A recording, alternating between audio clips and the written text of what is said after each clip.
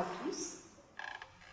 Alors, pour ma part, je vais me contenter d'avoir une vision un peu bornée des choses, à savoir de vous exposer le droit applicable. Et je vais laisser la partie réflexion, pure réflexion, à mon confrère et président de l'association Maître Cussig, qui est bien moins limité que moi. Donc, la définition de victime, d'abord. On va définir ce qu'est une victime, en général, au sens pénal du terme, puisque on se limitera à cette définition dans le cadre de cet exposé. Et ensuite, on va définir l'inceste. On va faire un petit peu aussi de droit comparé, parce que c'est toujours intéressant, même si comparaison n'est pas raison, de voir un peu ce qui se passe autour de nous.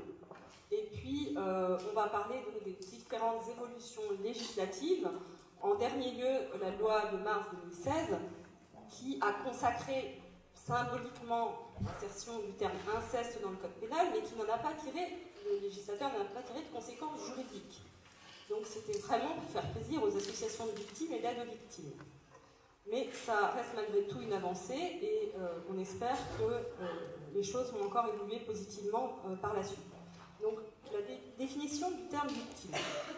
Donc, de fortes connotations sacrificielles et venant du latin victima, qui signifie créature offerte en sacrifice au Dieu et vouée à la souffrance. Le mot victime est d'un emploi rare avant la fin du XVe siècle. Alors que les droits de la victime ont été l'objet d'améliorations considérables par des lois plus récentes, notamment depuis une vingtaine d'années, il est assez étonnant de relever l'absence de définition de la victime dans le droit criminel français. Malgré son apparition récente dans l'article préliminaire de la loi du 15 juin 2000, le terme de victime n'a donc fait l'objet d'aucune définition par le législateur pénal français. Sans autre précision, la victime est synonyme de partie lésée, de partie civile, de plaignant, de personne ayant subi un préjudice ou ayant personnellement souffert du dommage causé par l'infraction. Et la première définition officielle, en réalité, apparaît sur le plan international et date de 1985. Les chercheurs en victimologie non plus n'ont pas réussi à se mettre d'accord sur une définition unitaire de l'objet même de leur discipline. Les victimes d'actes criminels graves côtoient les victimes de défiance, voire de simple incivilité. En réalité, ici, on va se concentrer sur le critère légal de l'infraction qui institue la victime comme en personne atteinte dans son corps, son honneur ou ses biens. Et en l'occurrence, pour la victime de viol incestueux, c'est dans son corps qu'elle est atteinte naturellement. Donc, pour la victime, il faut savoir que l'agression n'est pas avant tout une infraction, c'est d'abord un malheur. Et actuellement, en France, c'est intéressant de savoir que la place de la victime en France est particulière dans le processus pénal, puisqu'on lui offre la possibilité de se constituer partie civile, donc d'être une partie au procès, puisque une victime, il faut bien comprendre, quand on porte plainte, on est un simple témoin. On n'a aucun droit, ni aucun devoir, du reste, sauf peut-être de contribuer à la manifestation de la vérité, mais on n'a aucun droit tant qu'on est un simple plaignant. On reste un témoin au procès, et c'est le cas dans beaucoup de pays dans le monde. Ça, il faut le savoir, parce que nous, on a l'impression que c'est un droit acquis et que ça se passe partout de la même manière, mais en réalité, non. Il y a beaucoup de pays où la victime intervient simplement dans la partie au civil, donc, et au pénal, elle intervient comme simple témoin. En France, la particularité, c'est que le Code de procédure pénale offre la possibilité à la victime de se constituer partie civile et même de mettre en mouvement elle-même l'action publique, nonobstant le classement sans suite du procureur de la République. Et ça, c'est depuis un arrêt Laurent Attalin de 1906 qui a consacré ce droit de la victime, donc d'avoir vraiment une position active en mettant en mouvement l'action publique et de ne pas être le simple accessoire de l'action publique mise en œuvre par le procureur de la République. Maintenant, s'agissant de la définition plus précisément de l'inceste, puisqu'on parle ici aujourd'hui de victimes d'inceste. Donc l'inceste, je vais prendre une définition toute simple du dictionnaire Larousse. Et l'inceste est habituellement défini comme une relation sexuelle entre deux personnes qui sont parentes ou alliées à un degré qui entraîne la prohibition du mariage par les lois civiques ou religieuses. Le mariage entre ascendants est bien entendu interdit. Par exemple, le mot inceste ne figurait pas dans le code pénal, donc ça c'est important de savoir que c'est extrêmement récent, c'est depuis la loi du 14 mars 2016 que ce terme est consacré, donc le mot inceste est inséré dans le code pénal. Auparavant, il y a eu une première tentative qui s'est avérée infructueuse par, donc c'est la loi, une loi de 2010, donc avec la loi du 8 février 2010, les parlementaires ont voulu introduire la notion d'inceste dans le code pénal, mais pourquoi ça a échoué? Eh bien parce que la définition de la famille était faite de manière beaucoup trop large. Et en droit pénal, alors ici nous n'avons pas forcément que des pénalistes parmi nous, donc en droit pénal il y a le principe de l'égalité de délits et des peines, et qui implique notamment de définir les incriminations de manière précise, pour qu'on ne puisse pas de manière générale et impersonnelle trop largement poursuivre et donc sanctionner des personnes qui commettraient certains agissements. Donc il faut que la loi pénale soit définie de manière suffisamment précise et donc délimite, énumère en l'espèce les membres de la famille concernés. C'est pourquoi le Conseil constitutionnel a censuré par une décision du 16 septembre 2011 la tentative infructueuse des parlementaires d'introduire la notion d'inceste dans le code pénal, les liens familiaux qualifiés d'incestueux n'étant pas suffisamment précisés. En revanche, cette loi donc, il a fallu attendre la loi du 14 mars 2016, mais la loi du 14 mars 2016 a donc introduit la notion d'inceste à l'article 222-31-1 du code pénal. Alors, je vous lis l'article puisque c'est celui qui nous concerne. Les viols et les agressions sexuelles sont qualifiés d'incestueux lorsqu'ils sont commis sur la personne d'un mineur par, donc il y a un ascendant, ça a également le frère, la sœur, l'oncle, la tante, le neveu ou la nièce, et troisièmement, le conjoint, le concubin d'une des personnes mentionnées donc au 1 et au 2,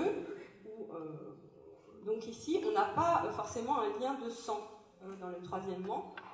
Par contre, c'est à la fois plus large et plus étroit que les liens biologiques, puisque, par exemple, un cousin, le cousin ou la cousine, ne sont pas du tout concernés par ce texte.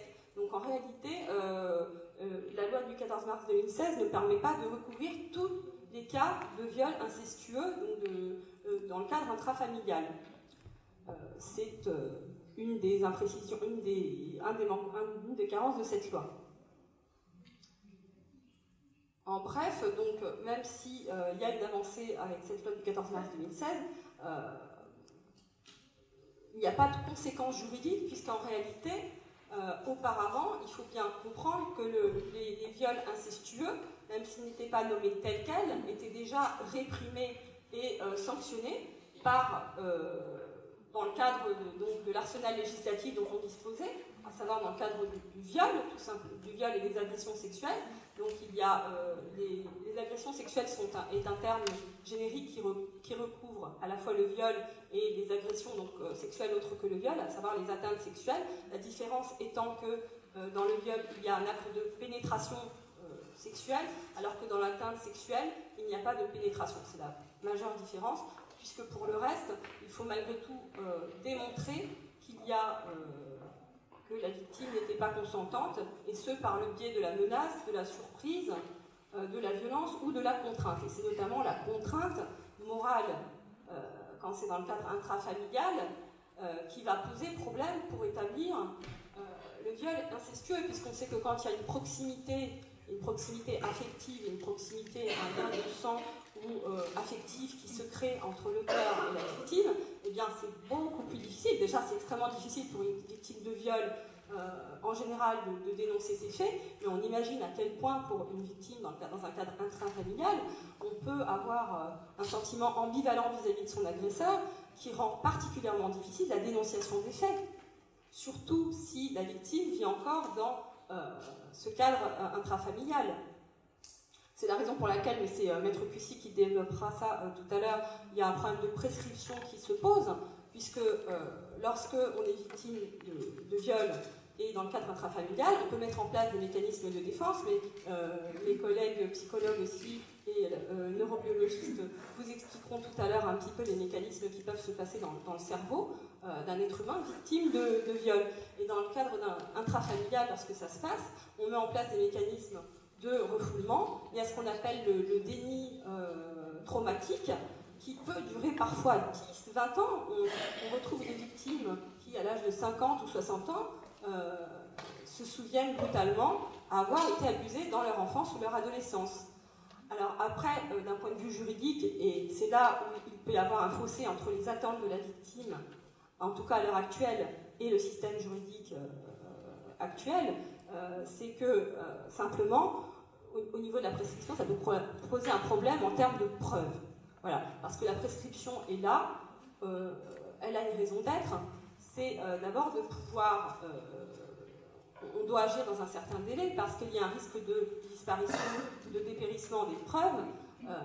En l'occurrence, ça peut être des témoignages, par exemple, qui vont être peut-être un peu moins fiables, même en toute bonne foi avec le temps. Il peut avoir également, il y a une autre raison d'être, c'est que la prescription, elle est là également à un moment donné pour mettre un terme en disant il y a une paix sociale et on laisse tranquille. Alors voilà, je ne porte pas de jugement là-dessus, mais on laisse tranquille passer un certain délai. C'est le principe même de la prescription, et on ne peut plus agir en justice. Or, à l'heure actuelle, cette prescription, elle est de 20 ans à compter de la majorité, puisqu'il y a une évolution législative considérable dans ce domaine, mais il y a encore des associations d'aide aux victimes ou de victimes qui prônent l'imprescriptibilité donc de l'inceste. À l'instar de ce qui existe aujourd'hui, ce sont les crimes contre l'humanité. C'est le seul cas en France d'imprescriptibilité contre des infractions qui ont été commises. Alors, on ne fera pas le parallèle aujourd'hui, et ce n'est pas l'objet du débat, mais le président de l'association lancera et entrera dans ce débat du problème de la prescription dans le cas très particulier, il faut le dire, des viols incestueux, des violences sexuelles incestueuses. Alors, donc, les faiblesses de la loi du 14 mars 2016, hormis le fait effectivement qu'elle n'y a pas de conséquences vraiment juridiques, puisque ce n'est pas une circonstance aggravante, simplement on nomme l'inceste, on dit qu'il existe dans certaines hypothèses des viols incestueux. Mais en réalité, il n'y a pas de peine plus sévère pour les auteurs de viols incestueux, et il n'y a aucune conséquence juridique. Donc c'est vraiment une reconnaissance symbolique. Alors on verra également par rapport au problème du consentement, puisque le débat va être lancé sur le problème de présomption d'absence de consentement. Je ne vais pas rentrer dans ce débat-là, mais simplement, en France à l'heure actuelle, le système juridique veut que c'est à la victime, même une victime très jeune, de prouver qu'elle n'était pas consentante, et quand bien même il y aurait un très grand écart d'âge. Alors, la notion de contrainte morale maintenant a été un petit peu assouplie, et le législateur considère que s'il y a un grand écart d'âge, il y a quand même une présomption d'absence de consentement, mais la charge de la preuve, puisque qui doit prouver quoi, c'est à la victime et au ministère public bien évidemment, de prouver que l'infraction a été commise et que les éléments constitutifs de l'infraction sont réunis. Et en l'occurrence, donc, la victime doit prouver qu'elle n'était pas consentante et qu'il y avait, dans le cas de l'inceste en particulier, une contrainte physique ou morale. Alors ça peut poser problème, notamment quand c'est entre des frères et des sœurs, puisqu'il n'y a pas nécessairement une grande différence d'âge et une autorité de fait ou de droit entre un frère et une sœur. Le texte de 2016, on finira sur ce point, c'est qu'il n'y a aucune prévention qui est faite par ce texte. On reste vraiment à une reconnaissance formelle du mot inceste qui figure maintenant dans le code pénal. Et j'ai envie de dire, ça nous fait un petit peu une belle jambe, puisqu'il n'y a aucune conséquence qui en est tirée. Sur la question des statistiques, je vais avancer parce que je pense que j'ai pris un peu de temps. Sur la question des statistiques, alors, il faut savoir qu'en amont du procès pénal, il y a une grande partie des victimes qui renonce d'elle-même, en réalité, purement et simplement, à exercer ses droits. Quand bien même la victime serait informée de ses droits, elle va décider de ne pas les exercer. C'est particulièrement vrai en matière de violences sexuelles intrafamiliales, pour les raisons que j'ai exposées tout à l'heure. Et puis, il peut y avoir aussi une manque de confiance à l'égard de la justice, et ce, notamment lorsque les victimes, comme les auteurs des actes criminels les plus graves, proviennent de milieux urbains défavorisés, marqués par une forme d'exclusion sociale, et donc une forme de défiance vis-à-vis de la justice. Alors, et puis donc, il peut avoir, quand c'est dans le cadre intrafamilial, on s'en doute, vraiment la peur, la honte, une honte qui est peut-être encore plus exacerbée lorsque ça se passe dans un cadre intrafamilial, et puis également la peur des représailles. Ça, c'est facilement compréhensible. Donc sur les statistiques, le problème est donc que particulièrement en matière de violences sexuelles, et peut-être plus encore en matière d'inceste, il n'y a aucune étude officielle, en tout cas institutionnelle, on va dire. Il y a des organismes privés qui ont fait des statistiques, je vous citerai un exemple tout à l'heure, mais on n'a aucune statistique officielle. C'est particulièrement inquiétant. Pourquoi? On peut s'interroger. Et il y a des enquêtes de victimation qui sont faites, dont la finalité est d'étudier les violences du côté des victimes, mais elles sont rares et particulièrement rares en matière d'atteinte sexuelle. Donc, je vais vous citer juste un exemple, c'est une étude récente qui a été faite par l'AIVI, donc l'Association internationale des victimes d'inceste. Alors, ce chiffre, il est à prendre avec précaution, mais en tout cas, 4 millions de Français, selon cette enquête, 4 millions déclarent avoir été victimes d'inceste. Alors, tout dépend comment on définit l'inceste. Est-ce que, effectivement, un climat incestueux, mais sans forcément passage à l'acte, est-ce que c'est intégré dans ces chiffres-là? Voilà, mais en tout cas, c'est quand même beaucoup, 4 millions. Donc, suite à ces résultats, l'AIVI demande justement un plan d'action gouvernemental et un plan d'action pour lutter contre cette criminalité en France. Parce que 4 millions de Français, ça correspond à quand même 6% de la population. Je vous laisse réfléchir sur ce chiffre faramineux. Alors, en conclusion, pour la victime, agir dans le procès pénal, parce que là, je vais parler de la différence entre les faits thérapeutiques et les faits pédagogiques du procès. Parce que c'est vrai que les victimes attendent beaucoup du procès. Et on n'a pas apporté de jugement là-dessus. Chacun a son parcours, chaque victime a son parcours individuel et singulier. Et donc, notre rôle, c'est de l'informer, de la conseiller, et de la laisser libre, de lui laisser un libre arbitre, ensuite d'engager ou pas une action en justice. Parce que c'est vrai qu'on entend souvent,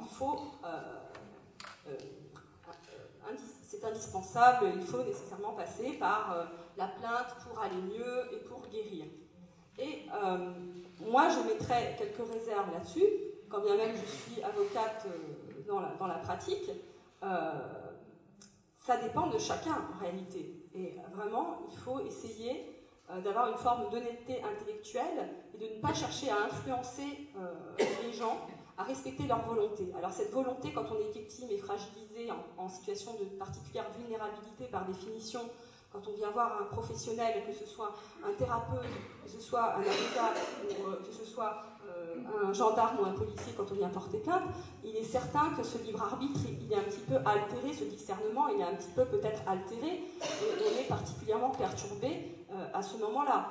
Mais malgré tout, il faut, en tout cas quand ce sont des victimes majeures, parce que quand les victimes sont mineures, il y a un peu moins de marge de manœuvre, mais quand la victime est majeure et qu'elle vient porter plainte pour des faits qu'elle a subis en étant plus jeune, il faut, je pense vraiment, c'est important, essayer de respecter sa volonté et d'essayer de l'éclairer, mais sans l'influencer de manière excessive. Donc la victime elle attend quoi du procès pénal? Elle attend la vérité, elle attend qu'on la reconnaisse, qu'on reconnaisse son état de victime, donc de souffrance. Mais le procès pénal, initialement, n'est pas là, nécessairement, en tout cas initialement, n'est pas fait pour la victime. Donc il y a des progrès qui ont été faits en la matière, mais bon, je vais raccourcir mon propos puisque j'ai dépassé le temps qui m'était imparti. Donc en fait, le système judiciaire actuel, simplement, voilà, il faut distinguer cet effet pédagogique et thérapeutique du procès. Et le système judiciaire montre ses limites et le point de rupture qui sépare donc l'acte de justice de l'acte thérapeutique. Et dès lors, je vous pose une question. La question que l'on peut se poser par rapport à la situation de victime est la suivante. Est-ce qu'être victime, c'est uniquement un statut que l'on doit donc revendiquer, ou un état, donc quelque chose de transitoire dont il faut sortir? Je vous remercie.